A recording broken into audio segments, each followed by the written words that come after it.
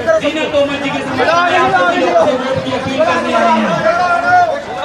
मीना तोमर जी आपकी अपनी नवनगढ़ से प्रत्याशी आम आदमी पार्टी से प्रत्याशी के समर्थन में मनीष सिसोदिया जी आपकी गली में भारत के सर्वश्रेष्ठ शिक्षा मंत्री और दिल्ली के उप मुख्यमंत्री और हमारे पटना क्षेत्र के विधायक आपके प्रिय विधायक मनीष सिसोदिया जी आपकी गली में है। सभी लोगों से रूबरू होने आए हैं, आपसे मिलने आए हैं,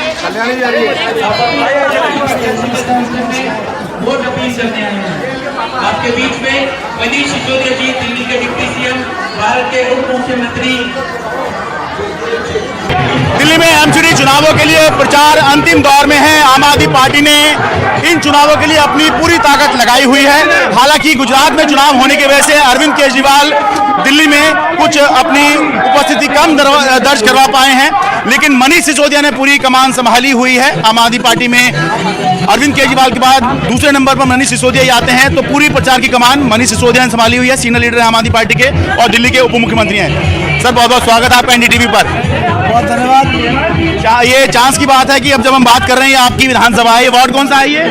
ये वार्ड मंडावली वार्ड पड़ता है। यहाँ पे पर मिक्स है, मंडावली, लक्ष्मी नगर, विनोद नगर, सबका एक मिक्स एरिया पड़ता है। ये कंबाइंड है। थोड़ा गला बैठ गया हमें लगता है प्रचार करते करते बहुत ज़्यादा, क्योंकि मैं दिन में बहुत सारी सभाएं कर रहा हूँ, लेकिन अभी ज़रूरी है लोगों को ये बात बताना कि कूड़ा साफ कराना है तो केजरीवाल जी को लाना ही होगा।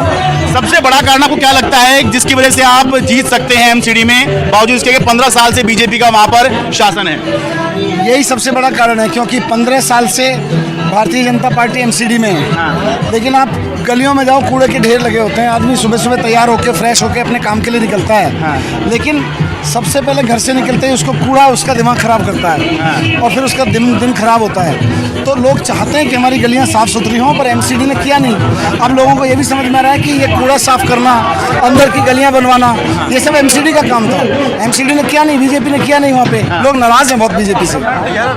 ऐसा इस बार क्या नया होने वाला है जो 17 में नहीं था? 17 में भी आप लोगों ने लोगों को कन्विंस करने की कोशिश की, लेकिन कन्विंस नहीं हुए, बावजूद इसके 15 में शानदार आप लोगों की जीत हुई थी। तो 17 और 22 में क्या अंतर है? 2017 में लोगों को हमारा नया एक्सपीरियंस था कि लोगों को लग रहा था भाई 2 साल हुए हैं सरकार को, अभी और देखते हैं। अब तो 7 साल हो गए और लोगों ने देखा कि जैसे केजरीवाल जी को जिम्मेदारी दी तो उन्होंने स्कूल के काम, अस्पतालों के काम, बिजली के काम, पब्लिक ट्रांसपोर्ट के काम बहुत आगे बढ़ के कराए। बहुत सारी ऐसी चीज़ें लाए जो सोच भी नहीं सकते थे, जैसे तीर्थ यात्रा योजना है, फरिश्ते स्कीम है। तो लोगों को लगता है केजरीवाल जी जब इतना सोच सकते हैं दिल्ली सरकार में, वहाँ की जिम्मेदारी में, तो फिर अगर उनको एमसीडी के जो काम है उनकी जिम्मेदारी दे दी जाए तो वहाँ भी और अच्छा करेंगे। बहुत से लोगों में चर्चा है और पहले से हो रही थी कि अगर गुजरात के साथ में दिल्ली के चुनाव होंगे तो संसाधन बटेंगे आम आदमी पार्टी के। उतने संसाधन आम आदमी पार्टी के पास नहीं है। मिलते भी रहिए आप, आपका कैंपेन में डिस्टर्ब नहीं कर सकता।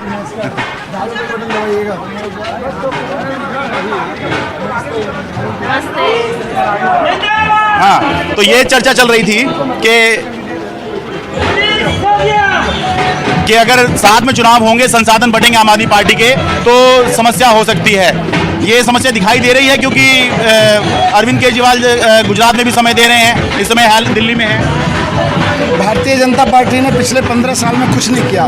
मैं चाहूँगा आपका कैमरामैन ये नीचे दिखाए जरा। आदमी घर से निकलता तैयार होके, भारतीय जनता पार्टी ने आवारा पशुओं की कोई व्यवस्था नहीं की, और आज उसकी वजह से हर गली में यही माहौल है कि लोग निकलते हैं तो सबसे पहले उनका पैर इस तरह के कूड़े पर, गंदी उस पर पड़ता है और फिर उसका दिमाग अलग तरीके से सड़ता है, खराब होता है, मूड खराब होता है उसका। तो बीजेपी ने पिछले 15 साल में एक काम नहीं किया जिससे जनता को फायदा हो। मैं इतनी सभा में जाता हूँ, हर जगह पूछता हूँ भाई एक आदमी तो हो जो ये कहे कि मुझे बीजेपी के काम से फायदा हुआ। एमसीडी में एक आदमी नहीं कहता। आप गलियों में पूछ लो जी, बीजेपी के काम से किसी को कोई फायदा हुआ? नमस्ते, झाड़ू पे बटन दबाना जी, कोई एक काम मिल जाए कि बीजेपी के काम से किसी को कोई फायदा हुआ हो एमसीडी में।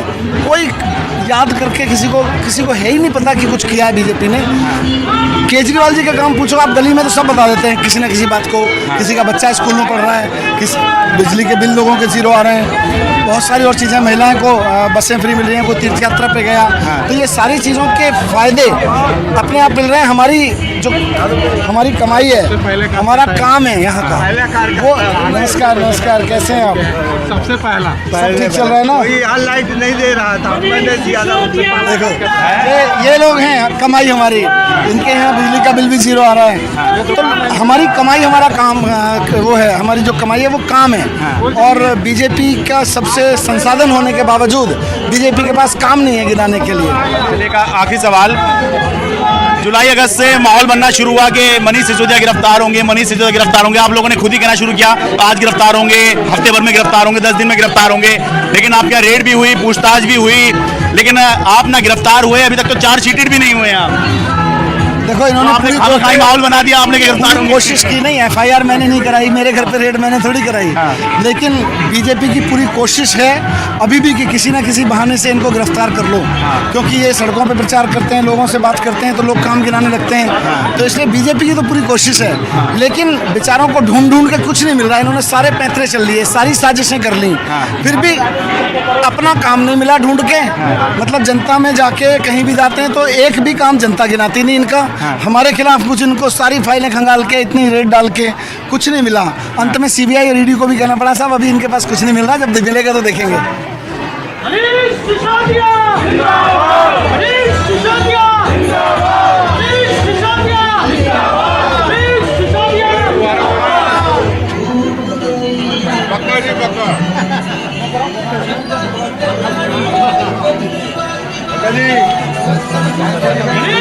आप लोग ये कहते कि ये चुनाव तक ही है, ये जो बनाया जा रहा है, कार्रवाई हो रही है, चुनाव के बाद सब ठीक हो जाएगा। तो आपको लगता है कि अब इसके आगे कार्रवाई नहीं होगी? नहीं, बीजेपी है अपनी हरकतों से बाज थोड़ी आएगी, झूठ बोलती रहेगी, झूठी साजिशें करती रहेगी। क्योंकि ईडी ने आज एक और गिरफ्तारी की है आबकारी मामले में। वो करती रहे। बात यह है कि आपने जिस आदमी के घर पे रेड डाली, जिसने स्कूल बनवाए, अस्पताल बनवाए, जिन्होंने काम किया दिल्ली में, उनके घर पे आप सीबीआई रेड डालते हो और अंत में आपकी सीबीआई और ईडी कहती है साहब अभी इनके खिलाफ कुछ मिला नहीं है, जब मिलेगा तो इनको अक्यूज बनाएंगे उसमें चार्जशीट में। अभी तो बस एफआईआर में नाम लिख देते हैं। बहुत बहुत धन्यवाद हमसे बात करने के लिए। तो दिल्ली के उप मुख्यमंत्री मनीष सिसोदिया चुनाव प्रचार में लगे हुए हैं, डोर टू डोर कैंपेन ये चल रहा है। फिलहाल जिस जगह पर मनीष सिसोदिया प्रचार कर रहे हैं ये इनकी अपनी ही विधानसभा है।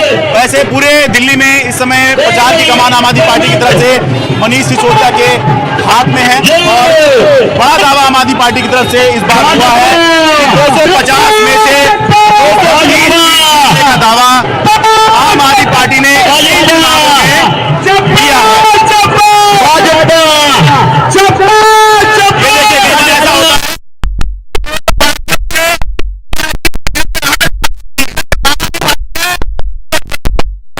बीजेपी वाले आ रहे हैं, बीजेपी की प्रत्याशी इधर से आ रही हैं, ये देखिए।